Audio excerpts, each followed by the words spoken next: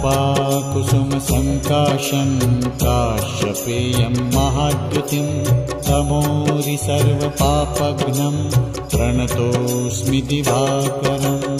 ॐ ह्रां ह्रीं ह्रौं स्वः सूर्याय नमः।